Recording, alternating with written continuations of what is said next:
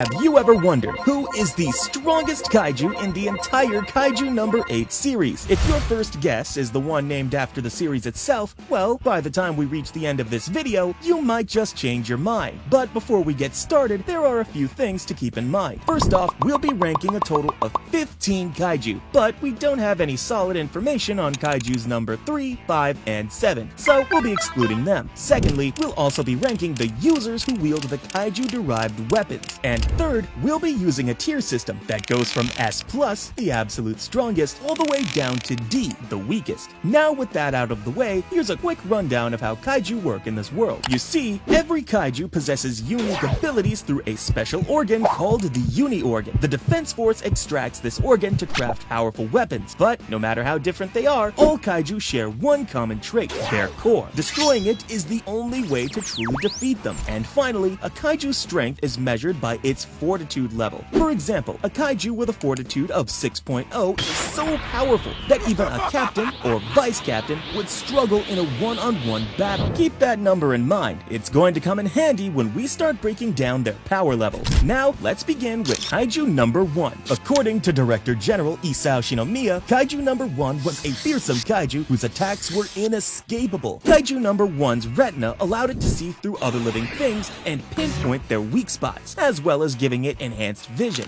This gives the user a kind of combative precognition by being able to know in advance what an opponent is about to do. Basically, in simple words, it's like Sharingan. You can predict and see everything. As for its fortitude level, it was over 9. Kaiju number 1 was defeated long ago, and its powers are now wielded by 1st Division Captain Gen Narumi. Though Kikoru is also compatible with the number 1 weapon, we'll talk more about her when we get to the kaiju she's most suited for. Also, to let you know, after a kaiju is weaponized, its overall power decreases. The user doesn't get the full might of the kaiju itself, only its core ability and a few extra perks depending on compatibility. Now, Gen Narumi is arguably the strongest active member of the Defense Force, known widely as Japan's strongest anti-kaiju combatant. He's famous for his insane combat skills and for drawing out an incredible 98% of his combat suit's power, something only a handful of fighters have ever achieved. Though he never managed to surpass his mentor, Isao Shinomiya, Gen kept evolving. He awakened the RT-0001 weapon to read enemy movements and later pushed it further, upgrading it to the point where he could literally see the future. With that kind of precognition, alongside his strength, speed, and durability, he was able to take on top-tier kaiju like number 11, who also had a fortitude level above 9. However, this ability comes with its drawbacks. Prolonged use puts immense strain on the user's eyes, even causing them to bleed. And while the precognition is powerful, the weapon isn't particularly strong in terms of raw physical force. So, with all that considered, I'm placing both kaiju number 11 and Gen Narumi in the A tier. Well, before we move ahead, if you haven't subscribed to our channel yet, what are you waiting for? Go on, click it. Next, we have kaiju number 2. Number 2's strength is the stuff of legend. It was a high fortitude Dai kaiju, likely with a fortitude level well above 9, and was considered a monumental threat. The abilities it possessed, later transferred into its numbers weapon, included immense physical strength, earth-shattering sonic waves, and concentrated energy blasts. Its power was so overwhelming that even in weapon form, it could go toe-to-toe with kaiju number 8 in his strongest state. That alone speaks volumes about how terrifying the original kaiju must have been. Now, the man who wields this beast's power is none other than Isao Shinomiya, Director General of the Defense Force and widely hailed as the strongest soldier in its history. His fighting style involved channeling all the energy from his lower body into his fists, massively amplifying the impact of his blows. When synchronized with kaiju number 2's abilities, he became a one-man army. In fact, Isao fought Kafka while he was in his berserk kaiju form, and according to the persons watching them, it looked like two kaiju with fortitude levels above 8 were clashing head-on. Using number 2's powers, Isao broke through Kafka's hardened shell, nearly destroying him completely and leaving only his core intact. But that's not all. Kaiju number 2 was incredibly durable. Even Kafka's punches couldn't break through it. Isao himself admitted, without number 2's shield, I would have been a goner by now. And let's not forget number 2's signature move, its sonic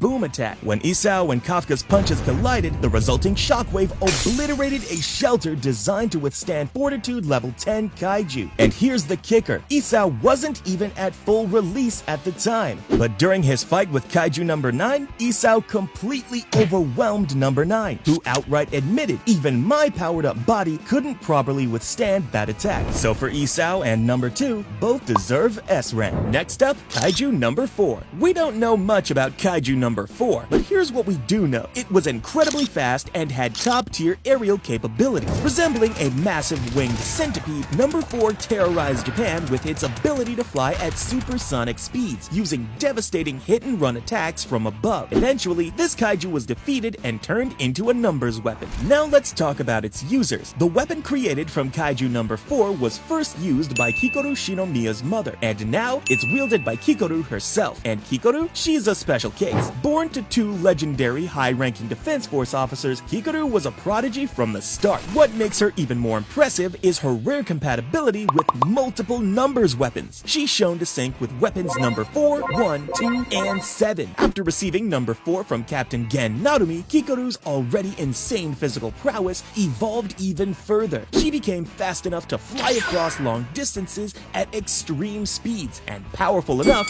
to spar with Gen himself, even when he was equipped with a numbers weapon, and take down kaiju with a fortitude level of 7 like it was nothing. But that's not all. In the recent manga chapters, Kikoru pulled off one of the most clutch feats in the entire series. She used Kaiju number 1's core tracking ability to locate the true core of the fully unleashed Kaiju number 9. And let's be clear, this wasn't some one-and-done core. Number 9 had multiple cores harvested from various kaiju, and pinpointing the real one required insane precision and focus. Despite the odds, Kikoru found the real core and helped Mina and Kafka to finish number 9. So, for the ranking, Kaiju number 4 goes in C tier, but Kikoru, S tier. Next, we have King of the Kaijus, Kaiju number 6. Before the events of the main story, Kaiju number 6 unleashed one of the most devastating attacks in history, wiping out nearly 200 Defense Force members, including 3 captains, one of whom was Hikari Shinomiya, Kikoru's mother. With a jaw-dropping fortitude level of 9.6, the second highest ever recorded for a pure kaiju, its destructive power was absolute. Its primary ability, cryokinesis. Number 6 could manipulate ice on a massive scale, turning entire regions into frozen wastelands. Wherever it went, it brought along blizzards and bone-shattering cold, earning a reputation as the literal symbol of despair. Humanity did manage to defeat it, but at a devastating cost. And even in death, its power was so immense that no one could synchronize with the weapon it left behind for a long time. Well, that changed with Reno Ichikawa. You see, Reno became the only person compatible with number 6's weapon, and once he synchronized with it, his power skyrocketed. The weapon takes the form of a specialized combat suit, granting Reno the same terrifying cryokinetic abilities as Kaiju number 6 itself. He can freeze enemies with a touch, summon massive walls of ice, and even neutralize entire swarms of kaiju with fortitude levels as high as 8, instantly shifting the tide of battle. His endurance is also off the charts. With this suit, Reno has continued to fight even through fractured bones and torn muscles, pushing his body beyond human limits. But all that power comes at a price. The biggest drawback? The toll on Reno's body. Using number 6's power is so physically extreme that it risks tearing him apart from the inside. In his very first major battle with the suit, raising his synchronization from just 43% to 51% caused massive internal muscle damage. It's a weapon of destruction, but it's just as dangerous to the one who wields it. So, with all that considered, Kaiju number 6 is going straight to S tier, and Reno Ichikawa earns a solid A tier.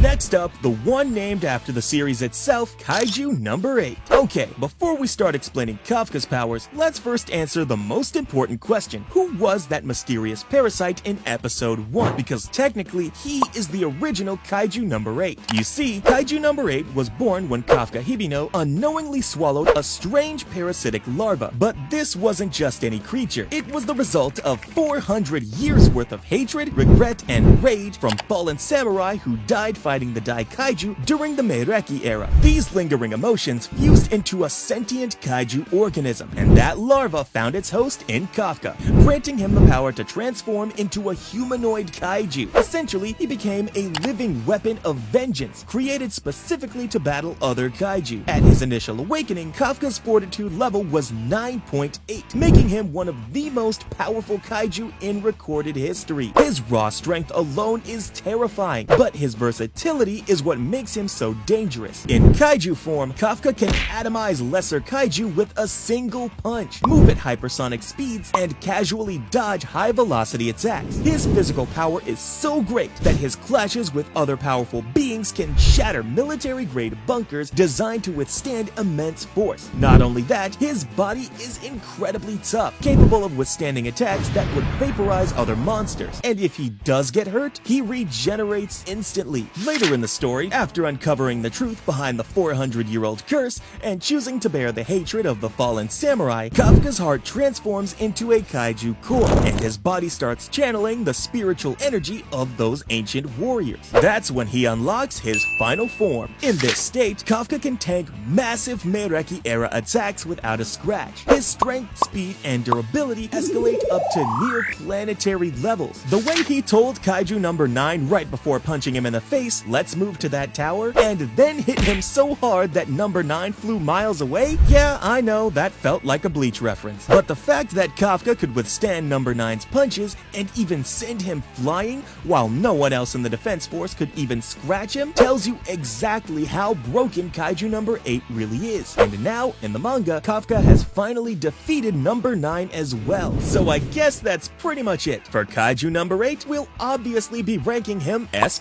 Next up, the bacteria. Kaiju number 9. Kaiju number 9 is, without a doubt, the second strongest kaiju we've seen so far in the series. When it first appeared, it already had a fortitude level of 8.5, and despite being new on the scene, it nearly killed 2 elite defense force members and later managed to withstand Kaiju number 8's heavy blows before escaping. According to Isao Shinomiya, number 9 operates much like a virus, constantly evolving, adapting, and infecting others. Even Keiji Itami, one of the top officials, marked it as a major threat to the entire defense force. One of number 9's most terrifying abilities is its power to fuse with other kaiju, evolving into deadlier forms. This includes simple Yoju monsters like the ant types, and even powerful Dai Kaiju like Kaiju number 2, despite the fact that number 2 had already been turned into a weapon. Over time, it was revealed that Kaiju number 9 is actually an amalgamation of countless kaiju and humans, all consumed and fused together, giving it access to their powers and memories. If that wasn't enough, number 9 can also create duplicates of itself, and these clones are nearly as powerful as the original. After fusing with Isao's Kaiju number 2, number 9 reached an entirely new level. He defeated Kafka, came close to annihilating the entire defense force, and stood as the single greatest threat the world had faced in centuries. And in recent chapters, the truth hit even harder. Number 9 is actually the Meireki Mega Monster, a legendary kaiju from 400 years ago. He was the root cause of the massive kaiju outbreak across Japan. That's right, the entire modern kaiju crisis started with him. To put his power into perspective, it took Kikoru, Mina, Kafka in his final form, and the combined might of the entire defense force fighting simultaneously just to take him down. That's how strong this monster was. So without question, Kaiju number 9 is an S+ tier threat, right alongside number 8. Next, we have Kaiju number 10. This kaiju was a powerful humanoid prototype created by Kaiju number 9, engineered specifically as a test subject. It was unleashed on the Defense Force's Tachikawa base to evaluate its combat capabilities. During this assault, number 10 engaged in a brutal battle with the 3rd Division's vice captain, Soshiro Hoshino. The fight was nothing short of intense. Despite his incredible swordsmanship, found himself pushed to the edge. He even described number 10's punches as meteors, and that a single direct hit would be catastrophic for him. Despite Hoshino's incredible skill, number 10's raw power, speed, and surprisingly durable core proved to be too overwhelming. Beyond brute force, Kaiju number 10 also possessed a terrifying skill set. It could command lesser kaiju, alter its size, and its reflexes were sharp enough to dodge multiple sword strikes effortlessly. In its final towering form, it nearly killed Hoshina until Captain Mina arrived and ended the threat with a single devastating shot. But even in defeat, number 10's story didn't end there. In a shocking twist, its consciousness remained alive inside its severed head. It made a never-before-seen request to be turned into a numbers weapon specifically for Hoshina. In exchange, it offered vital intelligence intelligence on Kaiju number 9. The result was Numbers Weapon 10, a sentient battlesuit equipped with a massive, powerful tail capable of communicating directly with Hoshina. This unlikely partnership between a stoic, precise swordsman and a brash, battle-hungry Kaiju turned out to be incredibly effective. Together, they went on to defeat Kaiju number 12, a perfected version of number 10 created by Kaiju number 9, whose sole mission was to eliminate Hoshina. And, even more impressively, Hoshina later fought Kaiju number 9 himself. Though he was ultimately defeated, the very fact he managed to hold his ground for even a few minutes against a monster of that caliber is an accomplishment in itself. So here, I'll give number 10 B rank, and Hoshina with number 10 weapon A rank. Next up, Kaiju number 11. This monster was yet another twisted creation of Kaiju number 9, specifically engineered for one purpose: to kill the strongest soldier in the defense force, Gen Narumi. Visually, Kaiju number 11 was nothing short of bizarre, a massive, whale-like creature with legs and gills across its torso. But don't let the strange appearance fool you. This Kaiju was immensely powerful and dangerously overconfident in its abilities. With a fortitude level of 9.0, Kaiju number 11 possessed a unique and deadly ability: hydrokinesis, the power to manipulate water. It could draw moisture from the ocean or even underground sources to unleash flash floods or fire high-velocity water bullets. And this wasn't a random ability. It was carefully selected to counter Narumi's greatest strength, his foresight. You see, Narumi's number weapon, derived from Kaiju number 1, lets him predict enemy movements by reading their bioelectric signals. But water, fluid, formless, and constantly shifting, has no fixed pattern, making it nearly impossible to predict. In other words, Kaiju number 11 was built to be the perfect counter to Narumi, and it didn't stop there. Number 11 also possessed tremendous physical power. During their fight, it landed a punch on Narumi that sent him flying a considerable distance. Ultimately, Narumi was able to evolve his foresight during the battle, overcome his disadvantage, and successfully defeat Kaiju number 11. So for this Kaiju, I'll be giving him A rank as well. Next up, Kaiju number 12. Now this Kaiju was the perfected version of Kaiju number 10. While number 10 served as a prototype, number 12 was the final product, engineered with a single goal in mind: to eliminate Soshiro Hoshina, the vice captain of the Defense Force's 3rd Division. Unlike the brash and hot-headed number 10, Kaiju number 12 was calm, calculating, and analytical, a cold tactical killer designed to outthink and outmatch its prey. In terms of raw power, number 12 far surpassed its predecessor. With a formidable fortitude level of 9.0, it showcased its strength by shattering the ground with a single strike. But what made it truly terrifying was its ability to learn and adapt to enemy techniques at incredible speed. During its intense clash with Hoshina, number 12 pushed the Master Swordsman to his absolute limit. It cornered him so effectively that Hoshina had to abandon his iconic dual-blade style, forced to develop new tactics just to stay alive. Even then, he could only manage to sever one of its arms. And then came the twist. After observing Hoshina's new fighting style just a few times, Kaiju number 12 perfectly mimicked it, adapting on the fly and using his own single-bladed technique against him. The sheer adaptability was unlike anything Hoshina had ever faced. As the battle reached its climax, Hoshina, in perfect sync with his sentient Numbers Weapon 10, unleashed the weapon's full power. But even then, Kaiju number 12 effortlessly blocked their final attack. Victory only came through a stroke of tactical brilliance. The tail of weapon number 10, which had been severed earlier, was still under Hoshina's control. In a surprise move, the sentient tail struck number 12's core from behind, finally bringing down the perfected warrior. In the aftermath, having fought a Kaiju created specifically to surpass him, Hoshina offered a gesture of respect, silently acknowledging the incredible challenge number 12 had presented. So for him, I'll be ranking this Kaiju on S tier.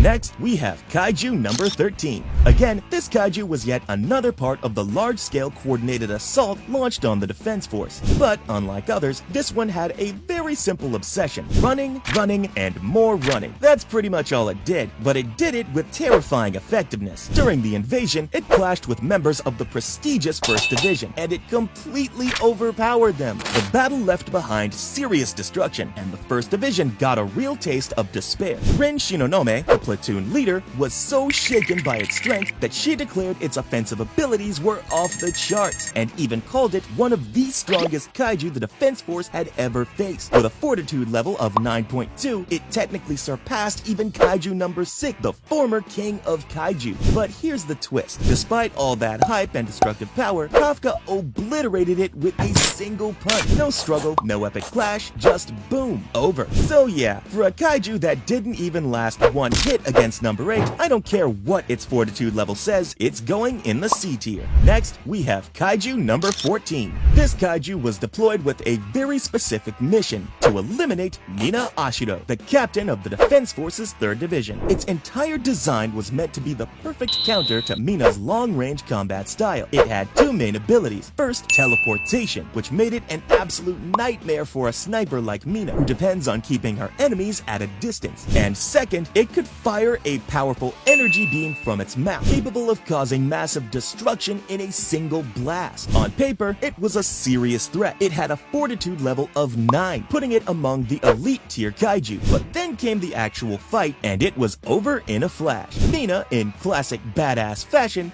one-shot Kaiju number 14 with a single blast from her cannon. I mean, how exactly does this thing have a fortitude level of 9? If anyone figures it out, please drop it in the comments, because I'm confused too. For this one, regardless of the numbers, D tier. And finally, we have our last kaiju, Kaiju number 15. Well, this kaiju was yet another twisted creation from Kaiju number 9, and it came with one clear mission: to kill Kikoru Shinomiya. But this time, the approach was far more personal and cool. Kaiju number 15 was uniquely engineered using the memories of Kikoru's late father, Director General Isao Shinomiya. The result? A monster that wasn't just physically powerful, it was a mirror image of Kikoru herself, a dark reflection down to her fighting style and stature. The only real visual difference was her jet black hair contrasting Kikoru's blonde. This wasn't just a fight, it was Kikoru battling her own insecurities, her trauma, and yeah, her daddy issues quite literally. With a fortitude level of 9.0, Kaiju number 15 ranks among the strongest kaiju in the series.